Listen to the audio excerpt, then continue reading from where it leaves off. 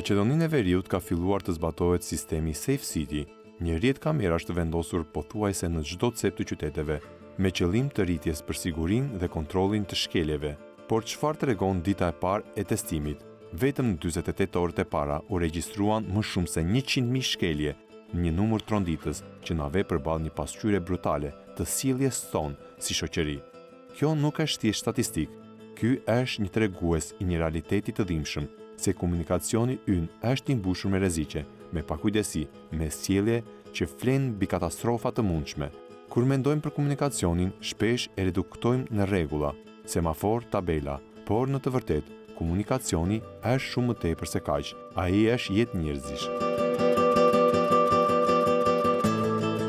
Çdo shkelje, sado e vogël, është një moment ku disa sekonda pakujdesie mund të shkatrojë familje, të shuaj jetë, të ndryshoj fatin e njerëzve përgjithmonë, dhe kur brenda vetëm 2 ditësh regjistrohen mbi 100.000 shkelje, kjo nuk është çështje e të dhenave, është alarm kombëtar, është pasqyra e pandërgjegjësmërisë son kolektive. Safe City nuk është thjesht një sistem kamerash, është prova që ne si shoqëri po dështojmë për të respektuar njëri tjetrin, sepse të respektojmë rregullat e qarkullimit nuk është detyrim ndaj shtetit, është detyrim ndaj jetës së asaj familje që mund të kalojë rrugën, ndaj asaj nëne që pret në semafor, ndaj atij babai që nxiton për në punë. Kur te kalojmë shpejtësinë, kur kalojmë me të kuqe, kur parakalojmë gabimisht, nuk mund të shkelim një rregull, por luajmë me jetët e dikujt. Dhe Safe City e nxori këtë lakuriq, kamera që fiksojnë shkeljet, nuk gjykojnë, nuk dëshkojnë nga emocionet. Ato thjesht tregojnë çfarë ndodh në realitetin, në rrugët tona. Dhe ajo që tregon është shumë e dhimbshme. Jemi shoqëri që shpesh nuk dim të kemi kujdes, që shpesh nuk respektojmë hapësirën dhe kohën e tjetrit. Shoqëri që e sheh rregullin si pengesë dhe jo si mbrojtje. A është kjo mungesa e ndërgjegjes, apo mungesë frike nga pasojat, apo thjesht një kulturë e rrënjosur e pakujdesisë? Ndoshta është një kombinim i të gjithave. Por Safe City ka edhe një tjetër anë, shpresën, sepse kur sheh një shifër të tillë, nuk mund të mbyllësh syt. Shoqëria nuk mund të vazhdojë kështu. Nëse një sistem elektronik ka zbuluar 100.000 shkelje në 48 orë, imagjino sa jetë mund të shpëtohen nëse këto shkelje reduktohen.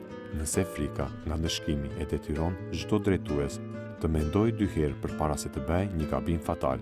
Rregullsia në komunikacion nuk është luks, është kulturë qytetare, është niveli i civilizimit, është respekti më i thjeshtë që mund të tregojmë për njëri tjetrin, dhe është e dhimbshme të pranojmë se kemi kaq shumë për të ndryshuar. Safe City ndoshta nuk do të rregullojë me njëherë mentalitetin ton, por ai do të ngadalsojë ritmin e pakujdesive që do të frenojë arrogancën në timon, do të krijojë frikë te ata që mendojnë se ligji është vetëm letër, e mbi të gjitha do të shpëtojë jetë, sepse çdo shkelje e parandaluar mund të jetë një aksident që mund të ndodhi.